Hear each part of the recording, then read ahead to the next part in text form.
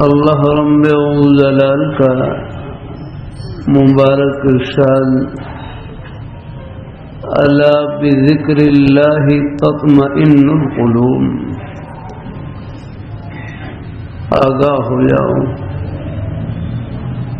کہ دلوں کا اطمینان، دلوں کا سکون اللہ تعالیٰ کی یاد میں ہے، اللہ تعالیٰ کے ذکر میں ہے۔ اللہ پاک کی ذات کو یاد کرنے کا ایک مطلب یہی ہے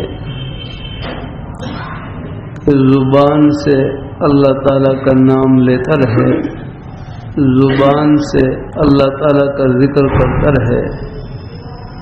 سبحان اللہ، سبحان اللہ، الحمدللہ، لا الہ الا اللہ، اللہ اکبر، لا حول ولا قوت الا باللہ، ان میں سے کوئی ایک کلمہ بار بار پڑھتا رہے، درود شریف پڑھتا رہے، استغفار پڑھتا رہے، قرآن پاک کی تلاوت کرتا رہے، کوئی بھی نیک کلمہ زبان پر جاری ہے۔ ایک حدیث میں آتا ہے کہ ایک مرتبہ سبحان اللہ کہیں، ایک مرتبہ سبحان اللہ کہیں، اعمال نامے کی آدھی ترازو بڑھ جاتی ہے۔